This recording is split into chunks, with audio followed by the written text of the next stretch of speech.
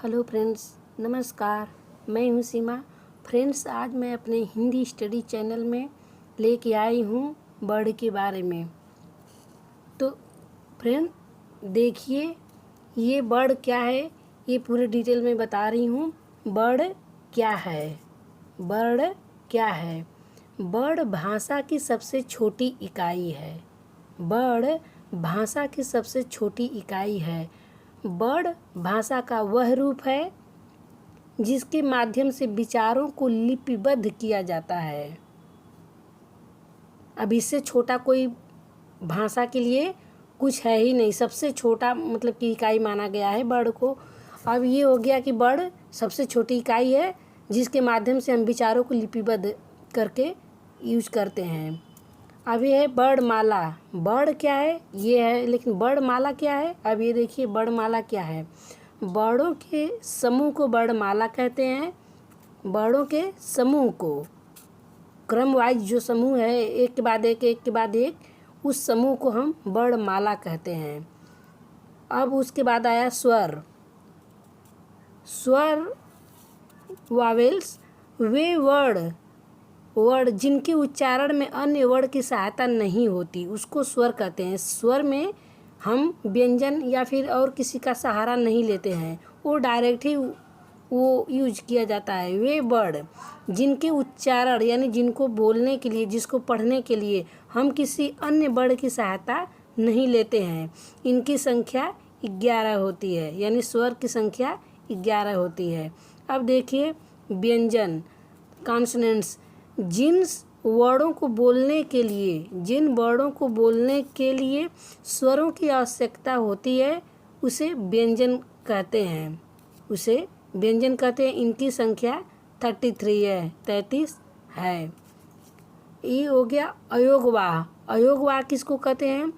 अयोगवाह अनुस्वार, इस पे जहाँ पे बिंदी लगती है, बिंदी, उसको अनुस्वार कहते हैं। जो मतलब कि ये अनुनासिक भी इसको कहते हैं।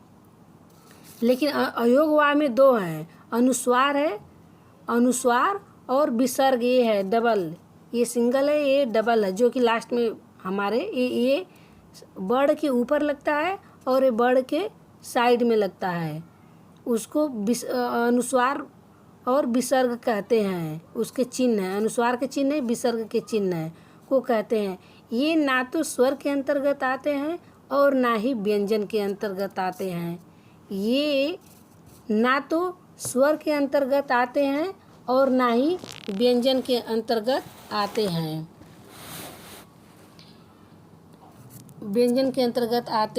लेकिन यह स्वर के अंत में जरूर लगते हैं। इसकी संख्या 2 है।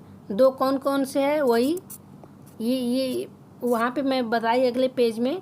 ये अंक की मात्रा जो कि हमारे वर्ड के ऊपर लगा और ये वर्ड के बगल में लगा, यही 2, इन दोनों को मिला के इसी को हम अयोगवाह बोलते हैं।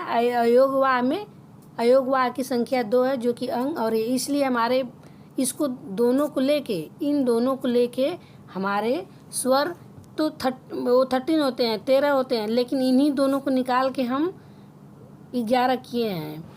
अब स्वर की संख्या 11, यहाँ भी डिटेल पता ही चल गया, लेकिन इन दोनों को निकाल के 11 हो गया।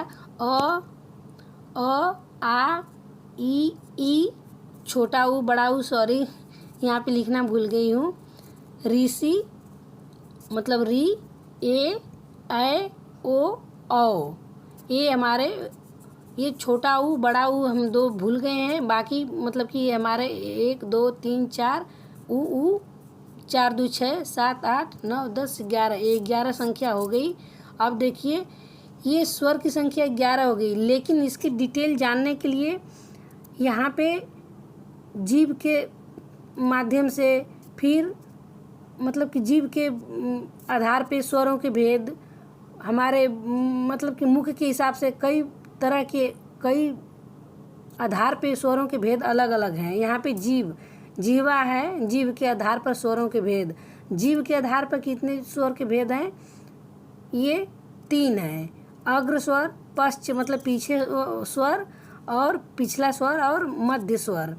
तो ये देखिए अग्र स्वर यानी आगे वाला स्वर, ये क्या है, ई, ए, ऐ, ये हमारे 4 हो गए अग्र स्वर। और पश्च मतलब कि जीभ के पीछे वाले भाग के स्वर क्या हैं, ऊ, ओ,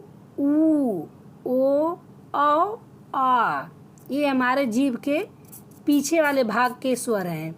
और मध्य स्वर, मध्य स्वर में क्या आता है, बस एक आता है अ, बस एक आता है अ। ये फ्रेंड्स या तो आप बोल के फील करिए, महसूस कर लीजिए, या फिर इसको याद ही कर लीजिए, और इसको याद करते हुए अपने आप को बोलते हुए भी महसूस करेंगे तो और परफेक्ट होगा।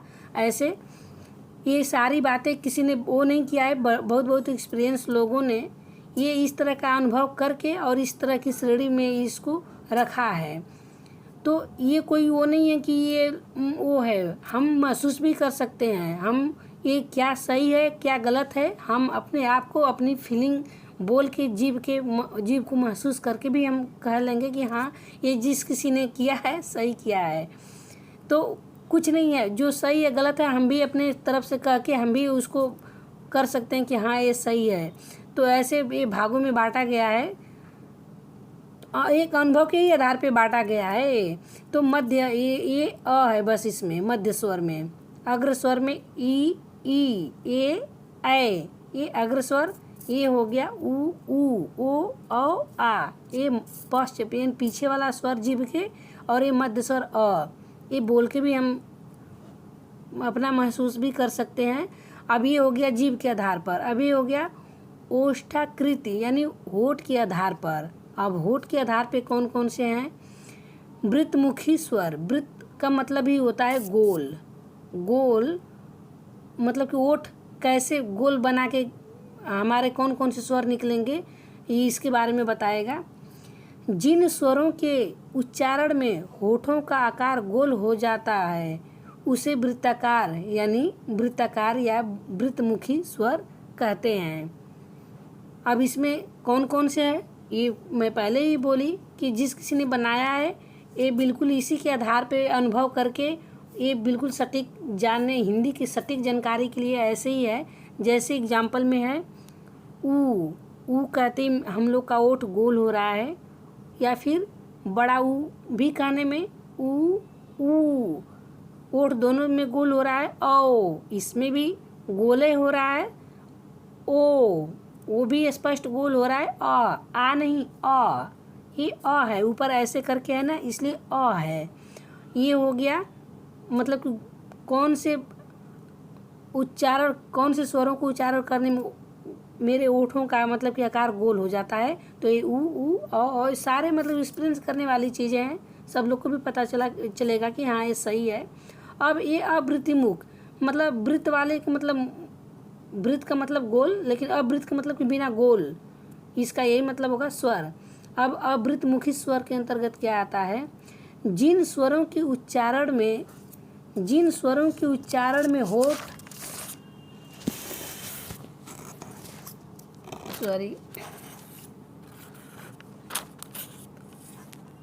होठ गोल न खुलकर जिन स्वरों के उच्चारण में होठ गोल न खुलकर अन्य किसी आकार में खुले उसे अवृत्तमुखी स्वर कहते हैं।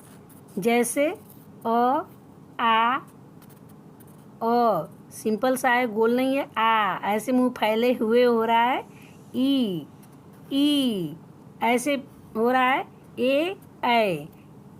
अब ये हो गया मुखाकृति के अनुसार स्वर के 4 भेद हैं, यानी मुख के आकृति के अनुसार। ये है विवृत स्वर है। इसके अंतर्गत क्या है, इसके उच्चारण में मुंह पूरा खुलता है। जैसे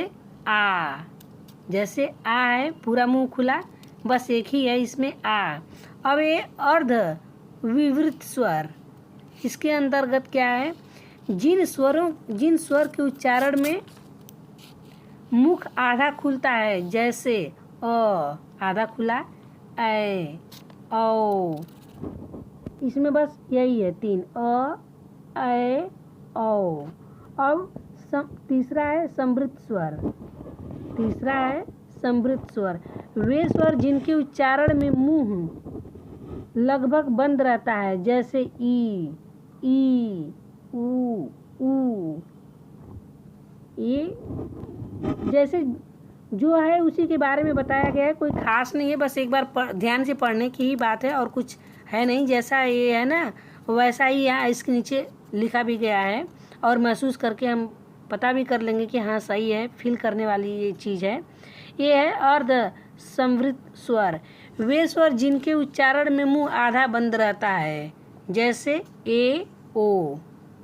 आधा बंद रहता है, ए, ओ। इसमें भी बस 2 है। अब देखिए ये है उच्चारण के स्थान पर। उच्चारण के स्थान पर क्या है?